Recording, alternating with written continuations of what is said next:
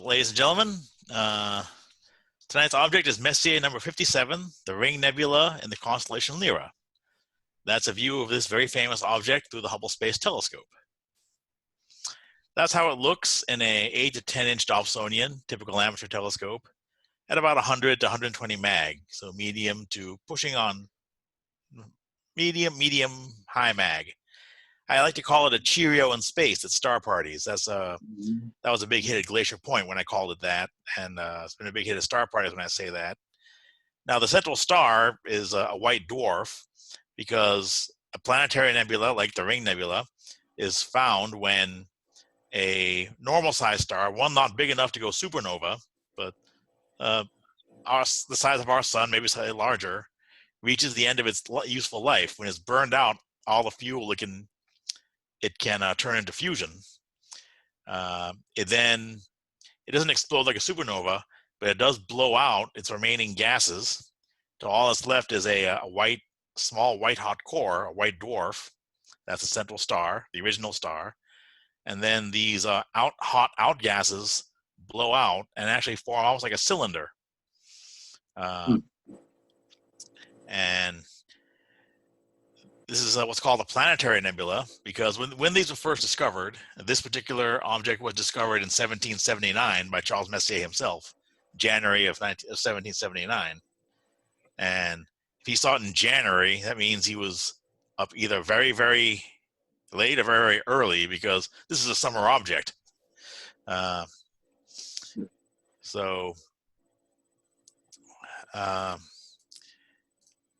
central star is very hard to see. As you see in this image, even through a 10 inch or 16 inch Dobsonian, you'll see a big view of the ring. The central star, I've only seen it just barely, and it took a 25 inch Dob for me to see it. And even then, it just blinked in for an instant and then went away. And that was under the dark skies of Black Butte, which are dark and clear. So it's hard to see that central star. But if you can, it's a notch on your belt. It's fairly easy to find. It's right between Sulafat and Cheliac, two moderately bright, easy naked eye stars in Lyra the Lyre. That's an interesting picture of it. That's a Spitzer Space Telescope view, taken in infrared. The object is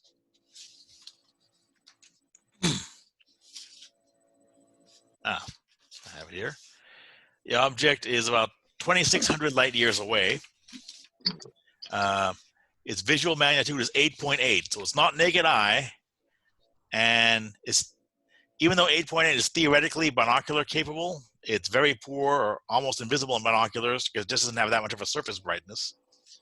The photographic magnitude is 9.7, and it's expanding at about 1 arc second per century. And here's a very nice view of it, final image. This was taken in England at the Liverpool Observatory in H alpha and also RGB filtered. So you truly get a lot of the outgassing. The famous ring portion is merely the brightest part, but there are some dimmer, less visible gases, outgases, that only show up either in infrared because they're cooler, or in H alpha, and then a very special light filtration. So it's a beautiful object. It's one of the easiest Messier objects to find because it's smack dab in the middle of the two Lyre stars. And it's one of the first things I ever found when I first got back into this hobby, when I got my first 8 inch Dob. This is probably the third or fourth thing that I found. I believe the first one was M13, and then the dumbbell, which will probably be next month's object of the month. Then this came right after it. Okay, so that is all. That's all.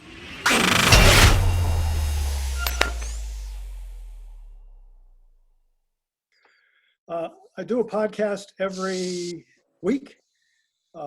It's effective every Wednesday through the following Tuesday. I usually record it on the weekend. Runs usually 20 to 30 minutes, and it's entitled Looking Up with Don. I did a series of podcasts on the Messier Marathon. Those are podcasts number 5 through 11. And you go to my website, donmachholz.com, and get any of these podcasts, including the current one where we talk about a lot of things, including Comet Neowise. It's not too late to realize the comet to see is Neowise. I'm guessing you've had that conversation before. Yes, many have, many have. All right, today we're going to be talking about the Messier Marathon, but we're going to begin with the Charles Messier and his objects, the marathon itself, and then the final few minutes we're going to be walking through object by object using star maps for the marathon. Charles Messier lived and worked in Paris, France, born in 1730, so his 300th birthday is coming up in about 10 years. And he lived until 1817. Okay, there. So this was the Paris Observatory where he worked out of. On the upper left, we see how it looked more or less back when he was there. 1839, after he passed away, you can see that at the right. And today you see there is no observatory, just kind of a balcony right now. Now, he did discover 13 comets. 12 of them have his name on. One of them is named after Lexell, who determined the orbit. And we can see the discovery date. These are in chronological order. On the far right, we see the instrument that he used, either a telescope or the unaided eye. And there were a couple that he found with the unaided eye. We also have the magnitude of the comet at discovery and whether it was in the morning or evening sky. EL is elongation, which is the number of degrees from the sun that it appears in the sky as seen from the Earth. And then we have the right ascension and declination. Looking at the discovery dates, he did find a few in January, but he did search throughout the year. Looking at the right ascension, he did cover, it looks like pretty much the whole sky. And for declination, from about 57.7 to furthest north, and goes down to minus 16.6. But then some of the Messier objects that he found are south of minus 16.6. Elongation, usually we find comets visually. The greatest area where we find comets in the morning sky is between 50 and 60 degrees elongation. But this is in a time of competitive comet hunting in the 1970s, 1980s, 1990s. Back in his time, he was one of the first, we would call it competitive comet hunting. First comet was discovered in a telescope in 1680, which is like 70 years before Charles Messier. But people didn't look for comets, generally speaking, through telescopes. They were doing other stuff with telescopes, surveying the sky and stuff. Charles Messier, after he missed finding Halley's Comet, began to search for new comets. Other comets were independently discovered by Charles Messier, and this does happen to comet hunters from time to time. You pick up a comet and then you report it and someone else found it before you did. Well, on the far right, we see how many days he was late. He missed one in 1758, then Halley's he missed. And then there were a couple that were great comets. And those were those type of comets where several people see it at once. They wake up in the morning and look out the window and, oh, there's a comet. And no one had ever seen it before. So there's so many people observing it at once and discovering it that they're usually just called great comets. If someone were to go out tonight and no one had ever seen Neowise before, and you look out there and go, oh, there's a second magnitude comet, you know, then it would be known as a great comet because no one particular person actually discovered it. The last one he picked up after Pons was the first comet found by Pons. Pons went on to discover about 36 or 37 comets and found more comets visually than anyone ever.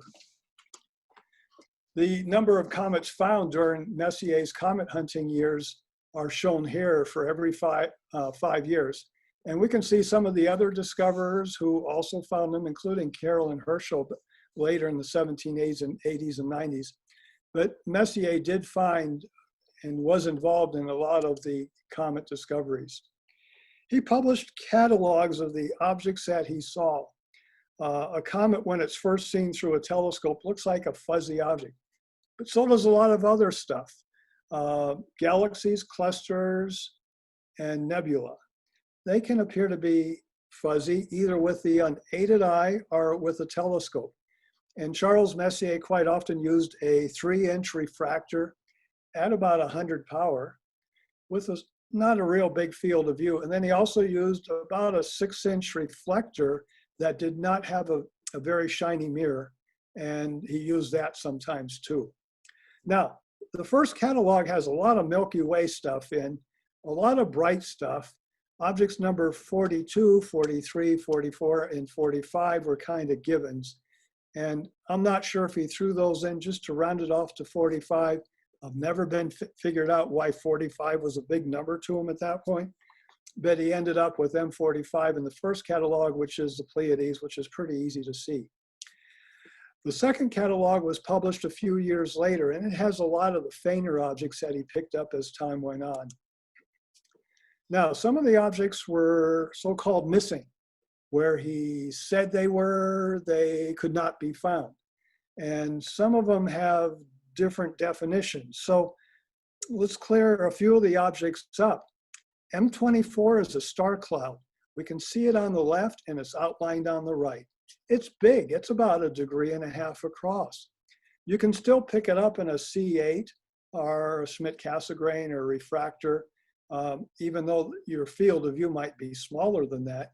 You can still pick it up and scan back and forth and see where it is. There's a tiny star cluster known as 6603 near the center, but that is not in itself M24, and Messier probably never saw 6603. M40 is a double star. It's as simple as that. Charles Messier had heard that there was some nebulosity involved, and he looked at it and he didn't really think so, but he still included it as one of his objects. M47 and M48 were also missing objects until the 1940s. And then it was discovered that Charles Messier was about 5 degrees off in his plotting of the object. And so those two objects have been identified too. M73 is 4 stars. Now, Charles Messier thought he saw nebulosity in that.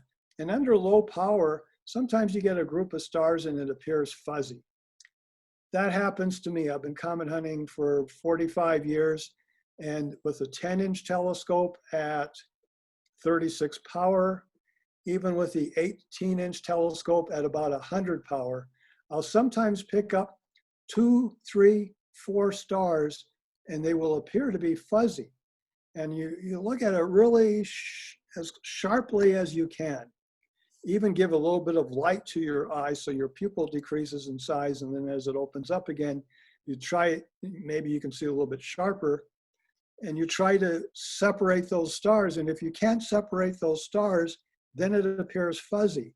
So you make a map of it and see if it moves, and it doesn't move, and you find out later it's just a few stars. So this does happen to comet hunters from time to time. M91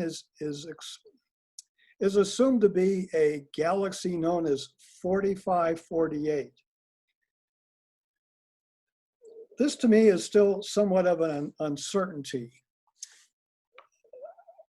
Prior to the 1960s, people thought this might have been a passing comet, M91.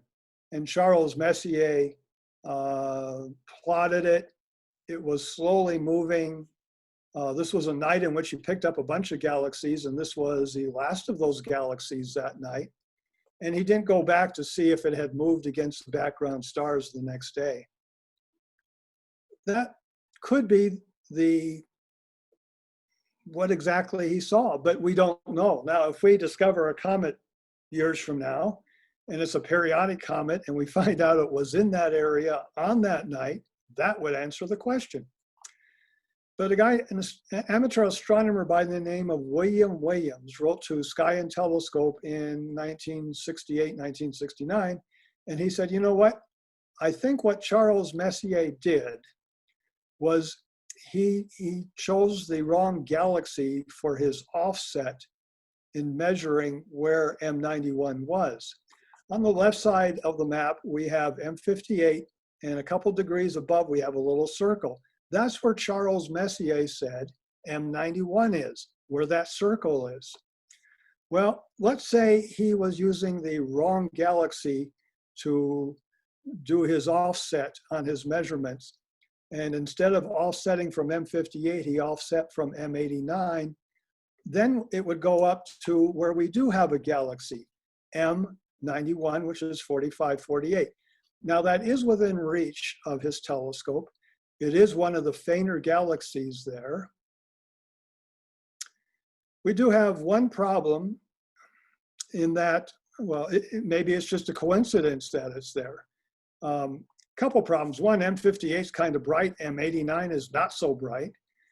You would think he would know which one he's offsetting from, because they do look differently. The other thing is that as you go from right to left, increasing in right ascension, the Messier object numbers increase. 84, then go way north off the chart, 85, 86, 87, 88, 89, 90. You know, the next one ought to be right where that open circle is. So I don't know, but for most people, believe and accept the theory that M91 is 4548, and that's probably the best we have. Again, it's possible for him to see that. It would have been bright enough, and he might have just done an offset from the wrong galaxy when he recorded it. Now, the biggest controversy in the Messier catalog is M102. Messiaen, who was Messier's assistant, observed it toward the end of the catalog, and he plotted it as someone plotted it on a map, either Messier, more than likely Messier, but perhaps Messiaen. And then when Messiaen went back to observe that area, he could not find it. And he then assumed that he was actually looking at M101. And so some catalogs will say that M102 is a duplicate observation of M101. And the reason they say that is because Messiaen, the co-discoverer of it, said that. I think he was in an error when he said that. The difference between the two objects is almost exactly 1 hour of right ascension. Declination is off by a couple degrees, degree and a half or so. And on Charles Messier's map, the right ascension is usually divided into the 3 sections of 20 minutes each, or about, in this case, 5 degrees each, or a little bit less since we're further north. There is on one of Charles Messier maps, there is an X or some type of indication where M102 is. And M102 is then, seems to be a galaxy known as 5866, bright enough that Messier could have seen it. And it does look a lot different than M101. If you read the description for M101 and the description for M102, they're completely different descriptions. So whoever wrote those descriptions seems to have been looking at 2 different objects. Sky and Telescope does not accept that M102 is 5866. They say that M102 is M101. So they say there's only 109 Messier objects. That's what Sky and Telescope says.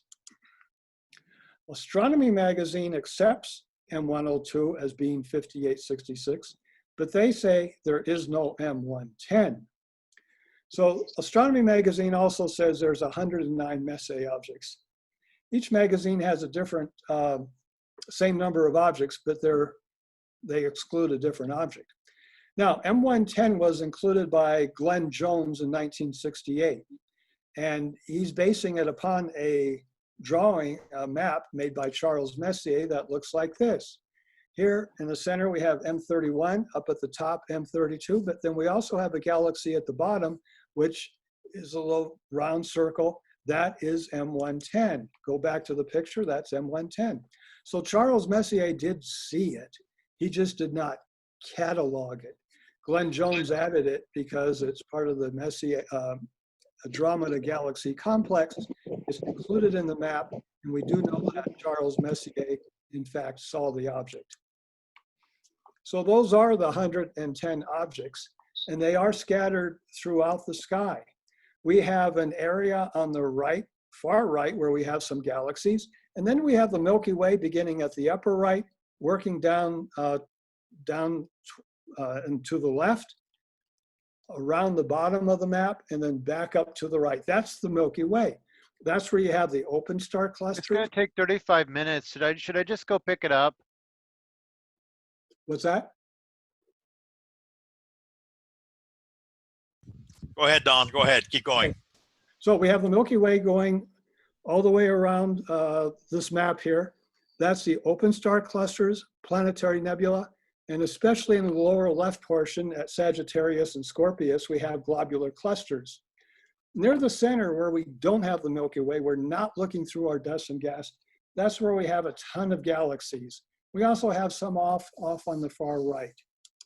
Now the sun goes around through these constellations every year. And here we have the path of the sun, and the Messier objects are plotted too, not numbered. And we have every 2 weeks where the sun is. When the sun is at the far right of the map and the far left of the map, we're in mid-March. And that's when the sun is obscuring the least number of Messier objects. That's the best time to do the Messier Marathon because you can see the greatest number of Messier objects in one night.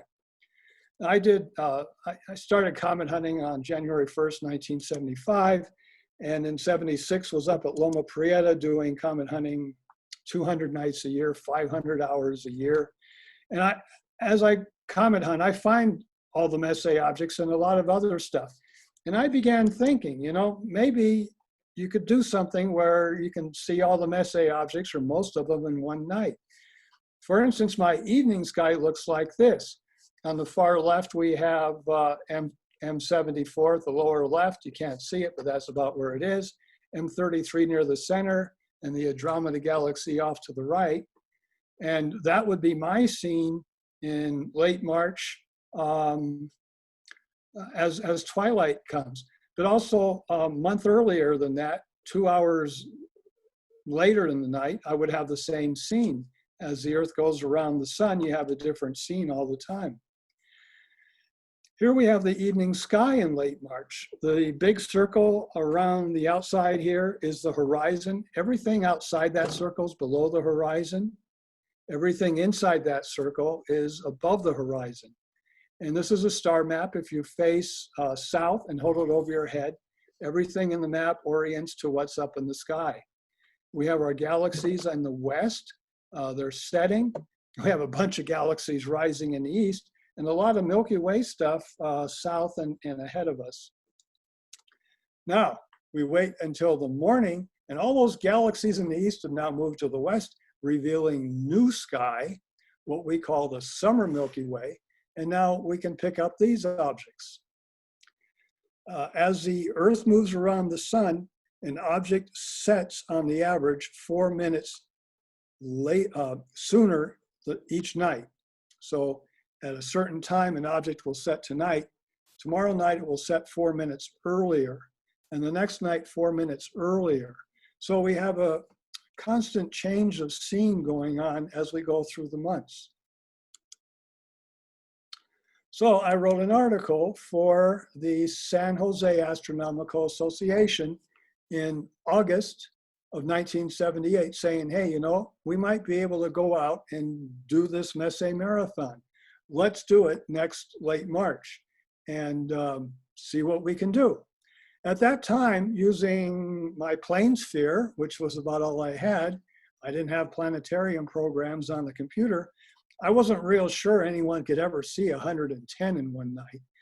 I was in San Jose, and from San Jose, you probably can't. I wasn't real sure going further south, you would be able to help yourself much. But in fact, we've learned out that you can. So at that time, Sky and Telescope had a monthly column written by Walter Scott Houston, who passed away about 30 years ago, but he was very well known for knowing the night sky And he had a very popular column each month in Sky and Telescope magazine. And so in March of 1979, just as we were preparing to do our Messier Marathon, he wrote an article about something called the Messier Marathon. And there were some people who had started it in the previous couple years, semi-organized, kind of scattered in 2 or 3 parts of the nation. And this was the map they put in the magazine in 1979. Pretty well drawn map for that time. And we can see the evening twilight on the upper left portion of the map. Turn your head a little bit and you can see M77, 74, and 33 above the horizon. That white tail is the evening twilight in your horizon. As the night progresses and we get toward morning, tilt your head to the right and look to the upper right, and you can see the objects just above the horizon at astronomical twilight or nautical twilight. Those are the last objects you see on the Messier Marathon. A few years ago, Astronomy magazine talks about me writing the article for the forum section of the March issue in 1980. I wanted to write a feature article, but they said, no, we'll just make it a forum article. I said, okay. So it was a shorter article than what you would have wanted, but I still wrote about the marathon and how you can do it. Here's the founders of the Messier Marathon. In the number of objects they found each year, and the number in red is the first time that anyone had found that many objects.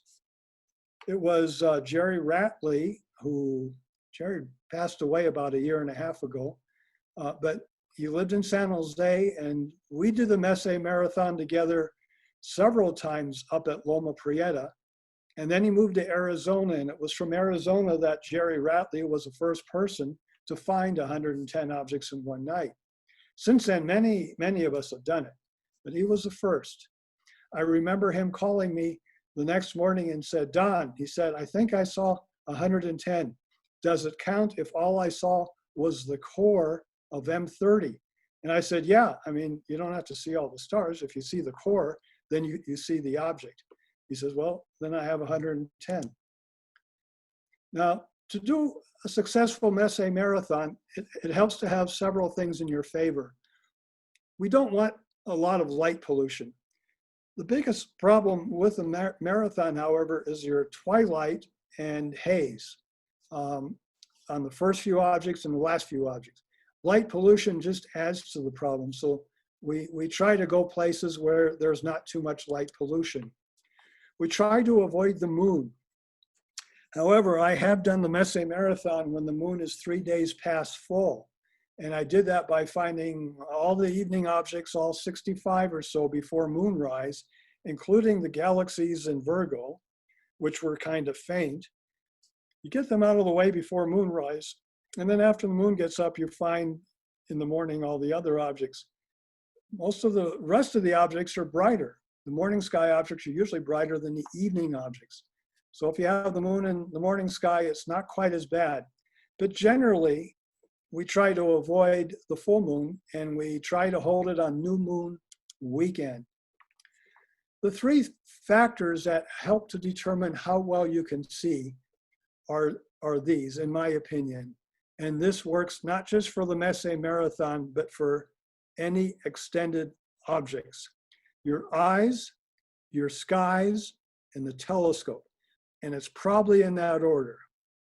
I know you might want to buy bigger telescopes so you can see better, but work on your eyes. Get good at seeing faint objects. And the more you look, the better you'll see. Skies, least amount of haze really helps. And then a telescope. Larger telescopes generally do better in the Messier Marathon, only because they're better at picking up the fainter objects down near the horizon. For all the other objects, almost any telescope can pick them up. We like to have low horizons, but not all your horizons have to be low. In the western sky, almost exactly due west for M77, And over toward the northwest, we like to have a low horizon. The rest of the horizons in that area can be a little bit higher. On the eastern side, if you want to pick up M30, and some Messier Marathons in mid-March, you know you're not going to see it, so you just forget it. But you still want to get 72 and 73. You want your east-southeastern horizon to be low. And those two horizons, if they're low, you can have a really good marathon and not have any interference by the horizons.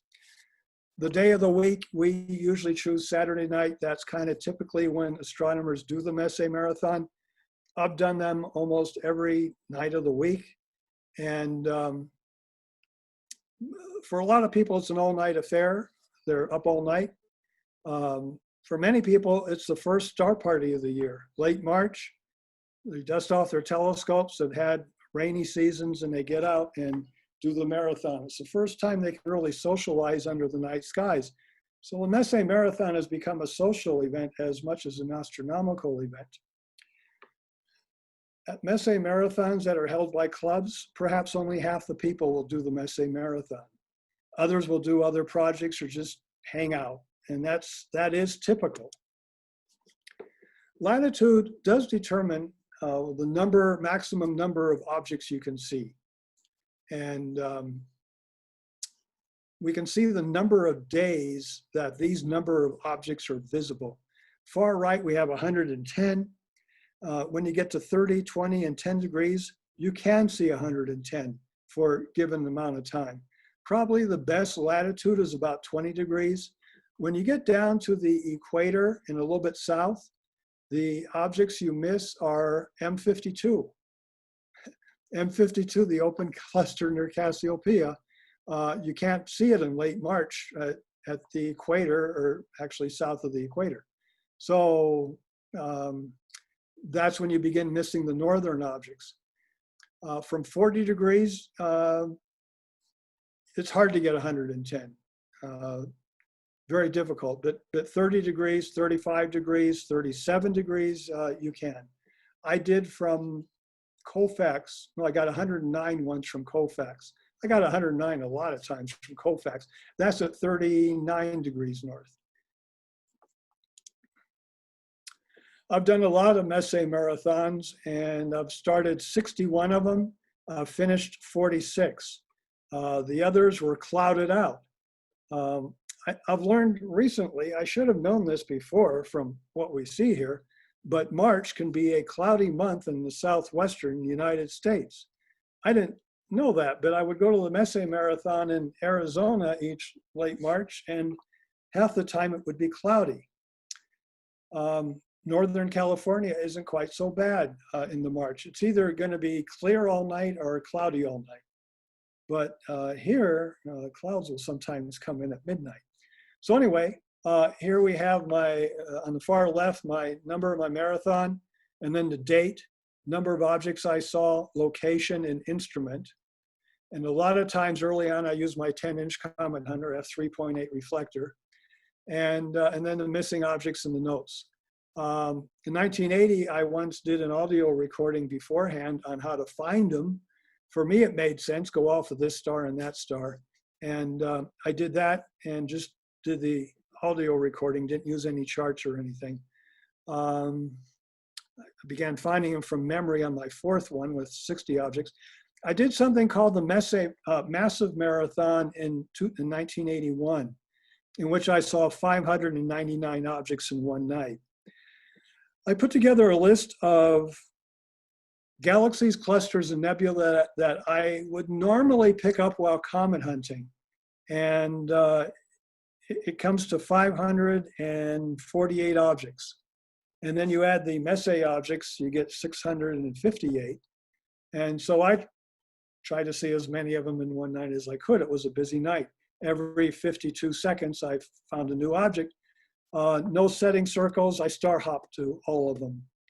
And it was a very busy night. I had wanted to take a half-hour break and got behind and just did it for 10 hours.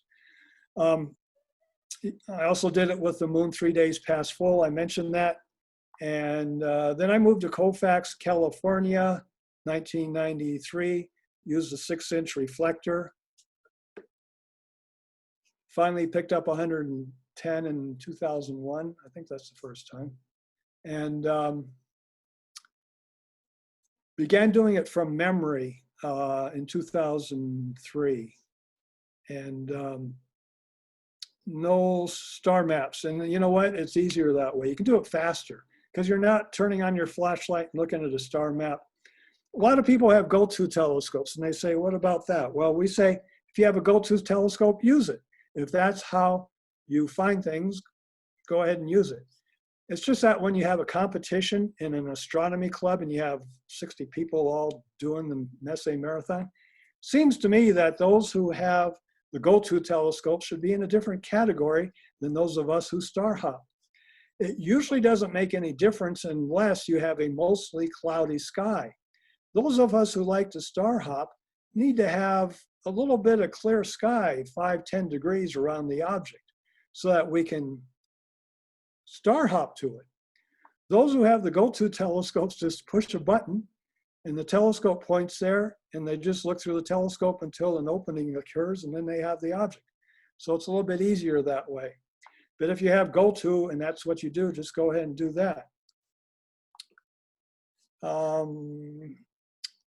I did a lot of Messier Marathons this year using a lot of different instruments because I'm rewriting a book on the Messier Marathon and I wanted to experience it using different telescopes because people use different telescopes, not just what I use. So I learned a lot from doing that. Now, there's other types of marathons that can be done too. Early on, someone did the photographic Messier Marathon, probably the mid-1980s or late 80s. The first person photographed all the objects in one night. CCDs came next, and that's done kind of on a regular basis now. When you go do a Messier Marathon with an astronomy club, there might be a couple people there all set up and they'll CCD it, and they'll usually find more than us doing it visually. The unaided eye Messier Marathon, probably 30, 40 of the objects can be seen with the unaided eye. Binoculars, we've done that. The mini Messier Marathons. Now, some clubs do something like this. They divide the year into 4, and every 4 times a year they go out and each time they see 25 to 30 objects. In the course of a whole year, you've seen all of them. The nice thing about that, it takes only an hour or 2 in the evening, and the objects are well placed. They're not down by the horizon or anything.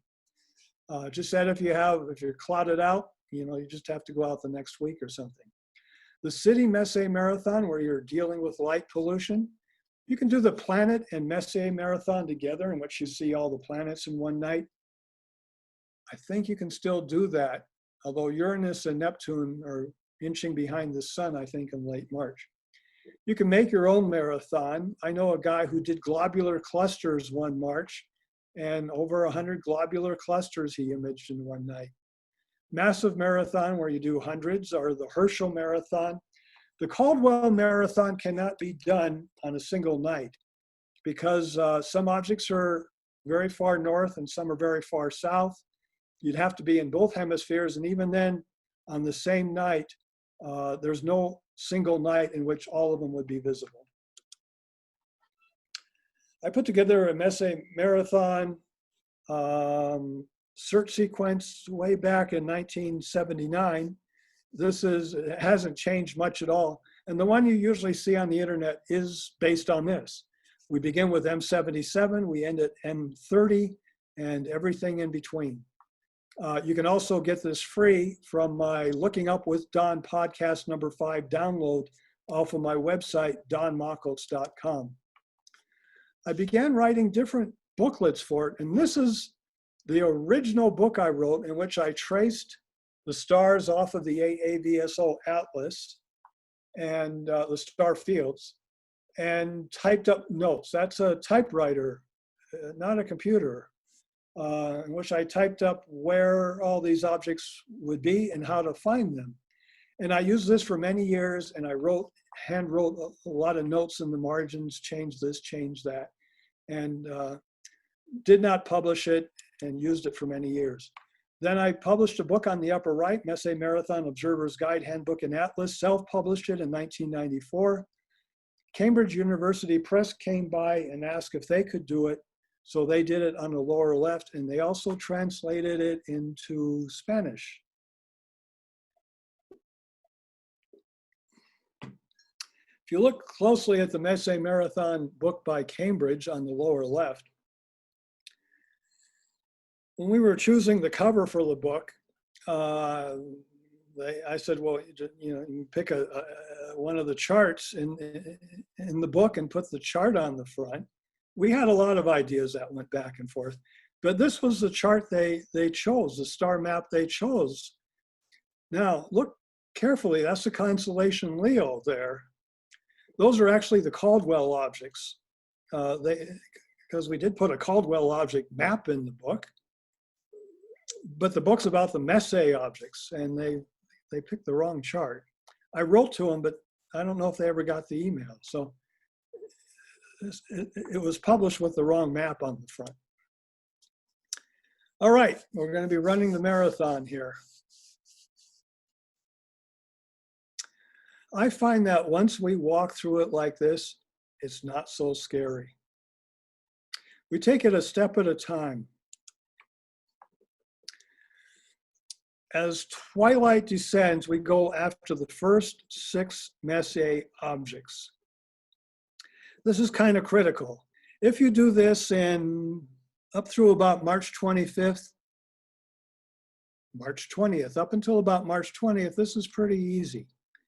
You get past March 20th to March 25th, 26th, 27th, some of these objects become a little difficult. Now, there's a few search sequences that say start with M74. I used to try that. I would spend so much time on M74, other stuff would be setting. So we always begin with M77. M77 on the far left, compact galaxy. You can see it in twilight. It's a Seyfert galaxy. High surface brightness. It's not in the zodiacal light like the stuff to the right. So go after M77 first. It's near the equator.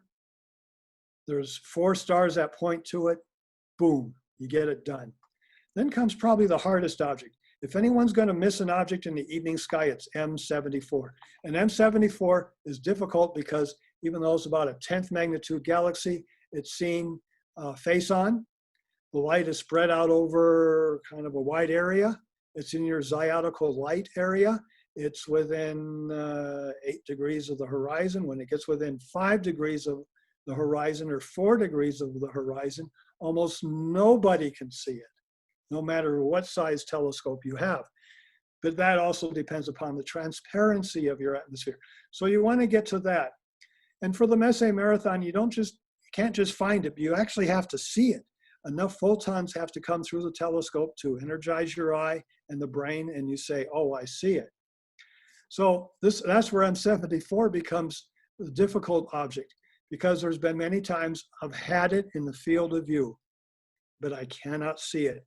And so you wait and you keep tracking on it. And as it gets lower in the sky darkens. You're fighting the altitude. It's getting lower, more difficult, but the sky is also getting darker, which will increase contrast. There will eventually come a point where it might pop into view. In fact, usually it does. Just when the sky gets dark enough that you have enough contrast to pick it up. So you get M74. Next is M33. That's the second most missed object in the evening sky. The Pinwheel Galaxy, 6.5 magnitude, but spread out over a degree. You can star hop over to it, and it's big. It will fill your field of view in most every case. But you can pick it up. It is a little bit brighter toward the core, and that makes it easier. Then over to M31, 32, and M110. M110 is the 3rd most missed object in the evening sky. People can see M31 and M32, but M110 is fainter, about 9th magnitude, and more diffuse. It's not really bright and with a bright center like 32. So these are your first 6 objects. If you get these first 6 objects, the rest of the evening won't really be that difficult. Now we're going to be working from right to left and higher in the sky. Pick up M52 and M103. Some search sequences put M52 and M103 in the morning sky. And you can pick it up in the morning sky because it will go, it's almost circumpolar. It will go underneath the pole and it will be rising, beginning to rise in your morning sky. So if you don't get 52 and 103 at this time, you can get it later. I like to get it now. We're kind of in the area. We're kind of warming up. They're not that hard. And if you get clouded out in the morning, you'll never see them. So 52, 103, then M76, this little dumbbell nebula. That can be difficult in binoculars because it's really tiny and it's kind of faint. Then M34 and then M45. Don't forget M45. And you might want to look at it through the telescope, even though it's a naked eye object, so that you can say, I saw them all through the telescope. Some people begin with M45 because it's sometimes bright enough that you can see it before you can see anything else. You can do that if you want. All right, now we've covered the first 11 objects. We now move toward the south. These are objects that will be setting not real soon, but let's get them before they get too low in the sky. So south of Orion, we have M79, globular cluster, then M42 and M43. Don't forget M43. It's only about a half a degree away from 42, and it is kind of a detached area of M42. And then M78. And then we have these open star clusters to the left of that, beginning with 41, 93, 46, and 47. Very different and side by side. M50 and then M48. And now we can move a little bit higher in the sky. You begin to crane your neck a bit as we get higher up in the sky. M1, 35, 38, 36, and 37. And now we make a fairly big jump to M44 and M67. By this time, you're 50, 60 degrees high in the sky. You found your first, you found a quarter of the objects already.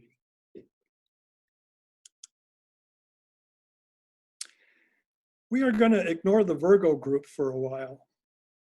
It hasn't fully risen very high, and besides, there's other objects we're going to see first. We're going to continue. We were at M44 and 67. Just continue on over to 95, 96, and 105. Near 105, there's another fainter galaxy, 33, 84, but 105 is the brighter of the two. And then M65 and M66 in Leo. And then we head to the left toward the north and get 81 and 82. Those are hard for me to find. There's not a lot of guideposts to that. Tony Hellis likes to show these at star parties, 81 and 82. So do other astronomers.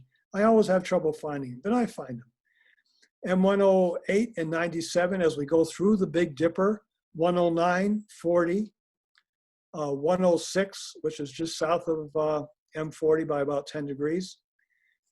And then we pick up M94, 63, 51, 101, and all the way down to M102. By this time, M102, which is an hour and right ascension later than 101, will be in your northeastern sky. And then we head south of that to M64, 53, and M3. You're in the eastern sky now. Next, we're going to go to an area that some people have trouble with.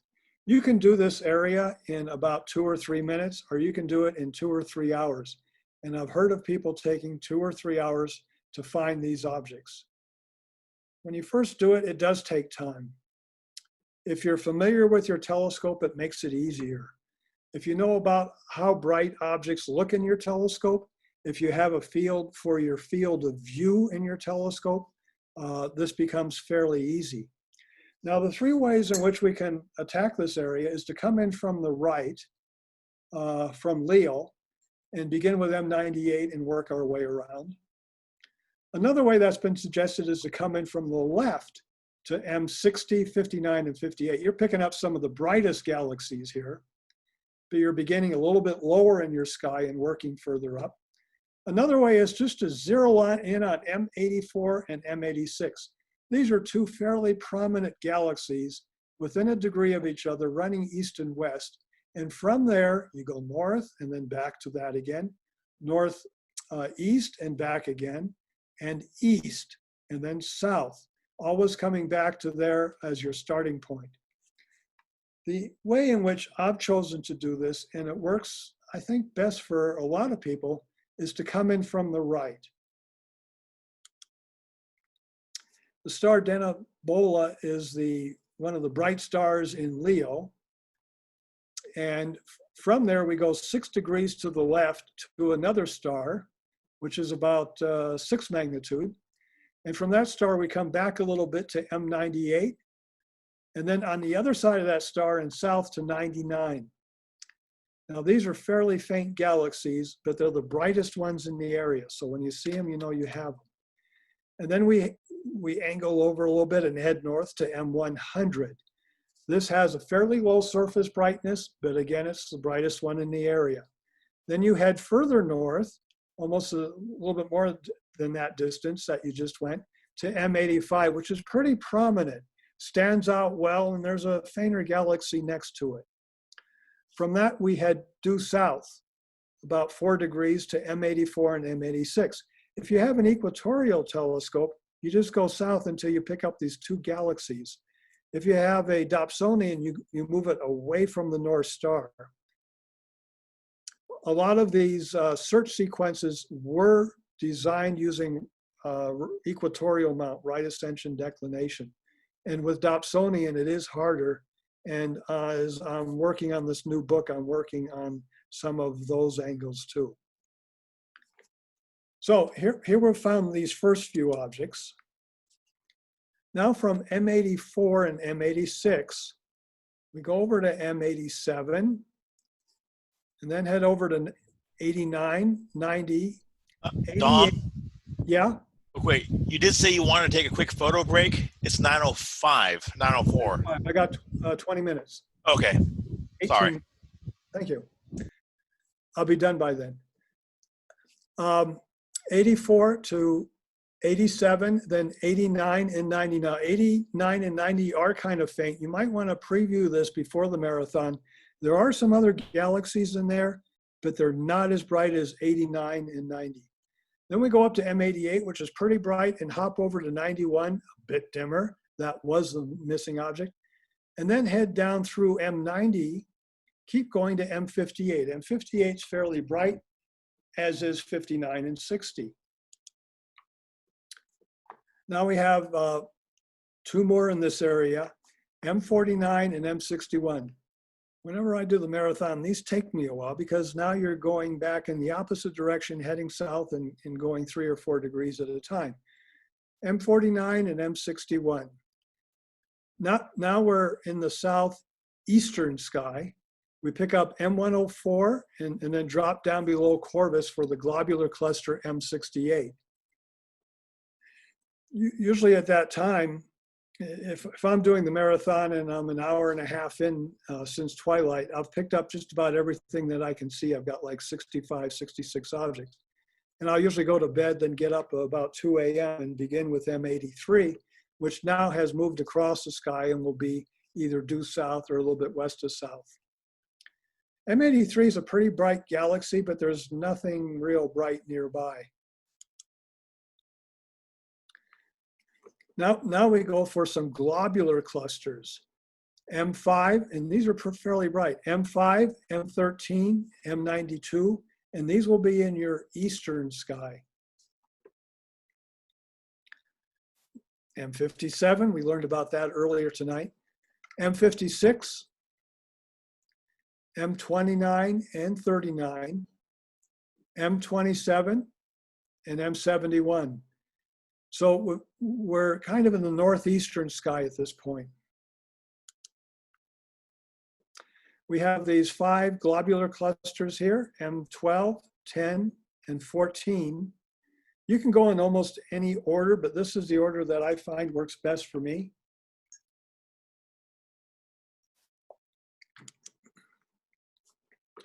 And now we get into Scorpius.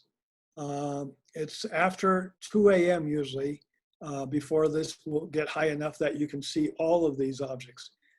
M80, M4, M19, and 62. All of them are globulars. And then the two open star clusters, M6 and M7. These are really far south, and you might have to wait a bit until they rise. This is one of my favorite stretches. We're just going down the back of the summer Milky Way. M11 over the M26. Now, M26 in a large telescope can be difficult because it tends to blend in with everything else. Then 16, 17, 18, which is an open cluster, then M24, which is that star cloud. From M24, you go a few degrees to the west to M23, an open cluster, and then back through M24, and then a few degrees to the east for M25. And then 21, which is an open cluster, M20, the Trifid, and then 8, the Lagoon Nebula. I tried doing that a few months ago in March when the moon was right near M20, and I really had a lot of trouble seeing M20 with the moon next to it. So dark skies certainly help. Oh, then M28 and M22 at the bottom. Now, we're really far south, and if you live far north, these will become a bit more difficult because we're within an hour of twilight, and M69 and 70 and 54 fairly far south. M55 doesn't rise for a while. Now, M55 is a big globular cluster, about 5.5 magnitude, but the light spread out over quite an area. And it doesn't rise real soon either. It rises kind of late in the morning here. And then over to M75. M75 is a tiny globular. Under low magnification, you could mistake it for a star. Now we have a couple bright globulars in the east. And these are the last objects we're going to see due east because we're heading south for the last three. So M15 and M2, one is due south of the other. And then M72 and M73. M72 is a globular cluster, but it's diffuse and it tends to blend in with the background. So M72 can be a problem in the morning sky. M73 are those 4 stars, fairly compact, but they do appear kind of fuzzy under low magnification. And then they're about a degree away from M72. Now the final object is M30. If you do the Messier Marathon after March 25th, give M30 a try.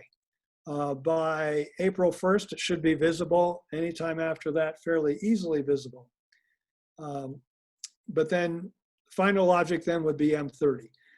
When people do the Messier Marathon and they only get 109 objects, almost all the time it's M30 they do not see. And if you do it before March 25th, you know going in, I'm only going to get 109, and that's fine. You still have a great night. No matter how many objects you see, some people who do the Messier Marathon haven't seen some of those objects in their whole life before, so it's the first time they've seen them. It's new to them and exciting to them. Those of us who do 100 objects or so, it's refreshing in the morning to think back through the night. I don't always have that great of a memory on things, but you know, at 5 o'clock in the morning, I can think back to when I saw M46 and what it looked like, and M42 and what it looked like. And I'll know how, I can tell you how easy or difficult it was to see M74 near the beginning of the evening. And I can describe to you what 65 and 66 were like that night. In one night, I've seen this whole menu of objects. And it's really amazing to see so many different objects in one night. It's all compressed like that. It's very amazing. So at the end of it all, you're tired, you want to go to bed, and that's the Messier Marathon. People who finish it look forward usually to the next one. Do we have any questions? Just a comment. Yes. M72 nearly drove me to quit the hobby. It can be that way. Yeah, it tends to blend in, right? Yeah, it was an 8-inch completely manual Dobsonian. So I had that and turn left at Orion. And I looked and I looked and I looked. And it's a good thing there was no dumpster nearby because my table, books, eyepieces, and scope all would have gone into it in a Oh. rage. But I did find it eventually. I kept at it. You And, know, and then I blurted out, "That's it? You've got to be kidding me." well, when you don't find it for a while and you finally find it, you kind of say that. That's it. M57 was like that for me with my 2-inch refractor in Concord, California in 1965. It took me 3 nights to find it. And it was because it was so tiny. It was like an out of focus star at 40 power and even 75 power. So I kept sweeping over it. And finally I realized, oh, that's it. It was a big eureka moment for me finding M57. Other comments or questions? What can you comment on the quality of telescope that Messier was using when he discovered all these things? Yes, a 3-inch gave fairly good images. It was on an alt azimuth mount, and the 6-inch, I believe, was a alt azimuth mount also. But the optics weren't quite as good. It gathered more light, but it was a definition apparently wasn't that good. Don, what would be a recommended starter scope or pair of binoculars to use? Pair of binoculars, you mean for the Messier Marathon, someone who already knows a little bit about the sky? Yes, sir. 11 by 80s might be a little bit weak on magnification unless you have a fairly dark sky. M76 will be difficult, for instance, and some of the Virgo galaxies might be a little difficult. Probably better would be 20 by 80s on a tripod. I've done it with those. It can be done with those. Telescope, I've seen people do it with a 4-inch telescope. I used a 4-inch, 3.5-inch finder a few months ago with my big binoculars, and seeing them in the finder was amazing. Most of them, almost all of them, can be seen in a 3-inch finder, even the fainter galaxies under fairly dark skies. Now, if you're going to add some light pollution to it or some inexperience to it, then a larger telescope is usually necessary to pull it out and understand what it is you're seeing. Nicholas here. I have a question about the comet that carries your name. How did you discover it? And can you tell us a little bit about that? Which one? Isn't the C2004 Q2? Okay, that was my 10th comet. I picked that one up from my backyard in Colfax, California with a 6-inch reflector dynoscope. And the reason I was using my deck was because I was covering the southern sky, which I couldn't see quite as well through the observatory. I picked it up on August 27th, 2004, 10.5, 11th magnitude, 2 hours, 20 minutes, minus 22 degrees or so. There's a few galaxies kind of in that area, but when I picked it up, I was pretty sure there was nothing in that area.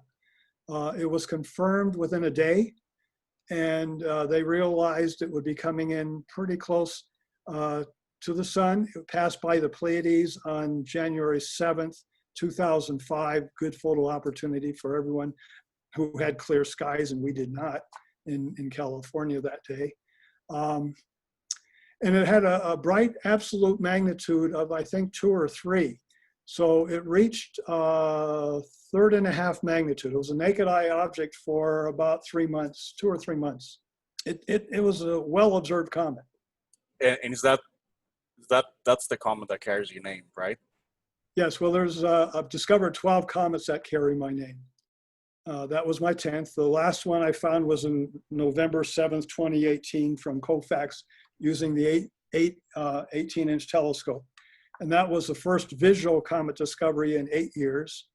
And there was also co-discovered by 2 Japanese observers who were using CCDs. So they picked it up, I picked it up visually, and then they picked it up with CCDs. All 3 of us got our names on it. I found my first one back in 1978.